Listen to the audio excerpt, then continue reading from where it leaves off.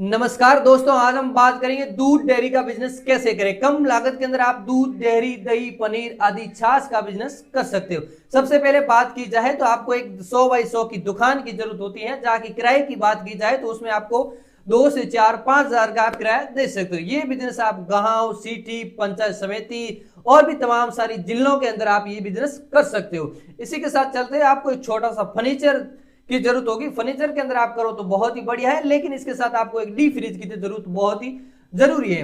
अगर आप चाहो तो इसमें डेयरी के साथ प्राइवेट मतलब एक पैकिंग डेयरी का आइटम भी रख सकते हो। जैसे दूध की थैली होगी आधा किलो, 1 किलो की दूध की थैली होगी और 2 किलो, 5 किलो, 6 किलो की दूध की थैली भी आपको देखने को मिल जाएगी। साथ में अगर पनीर की बात की जाए तो मैं आपको बता दूं, पनीर 200 ग्राम का पनीर आपको देखने को मिल रहा है। उसी के साथ 1 केजी का पनीर भी आता है, उसी के साथ 5 केजी का भी पनीर आता है। ऐसे शादी विवाह में ऑर्डर लिए जाते हैं जिसके साथ छाछ, दूध, दही, पनीर, इस तरह की तमाम चीजें आप बेच सकते हो। आप चाहो तो इस बिजनेस को एक बेकरी टाइप बना सकते हो।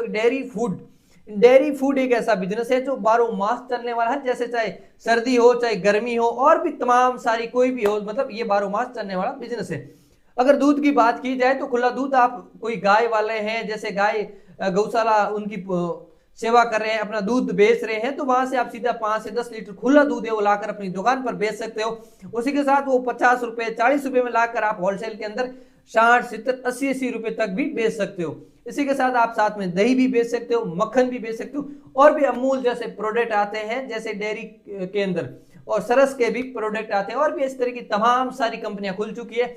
इसके अंदर मैं आपको बता दूं कि दुकान के किराए के बाद बात की जाए तो आपको 5 हजार के दुकान किराए के अंदर आप एक 20 से 30 हजार का फ्रिज, आपको डी फ्रिज है वो लेना पड़ेगा, ताकि दूध, दही, पनीर उसमें खराब ना हो। एक छोटा सा काउंटर लेना पड़ेगा।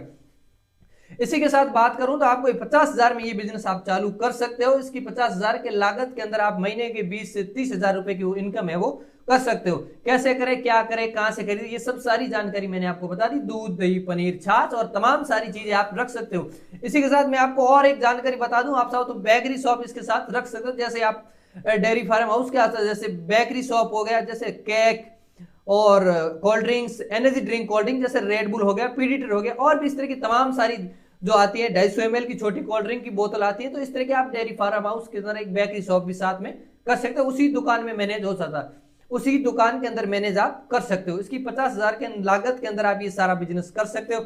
इसी के लिए मैं आपको बता दूं, एक छोटा सा आपको एक भगोला लेना होगा, उसी के अंदर आप दूध जमा सकते हो, गैस की भट्टी। अगर आप चाहो तो इसमें जो चाय का बिजनेस है वो भी साथ में कर सकते हो। चाय का बिजनेस कैसे करे, एक बंदा इस सारी दुकान को मैनेज कर सकता है। और चाय का बिजनेस कैसे करे, दुकान के बाहर आप एक स्टैंड लगा सकते हो, छोटे से बड़ा स्टैंड लगाने के बाद वहां पर आप चाय लगा सकते हो।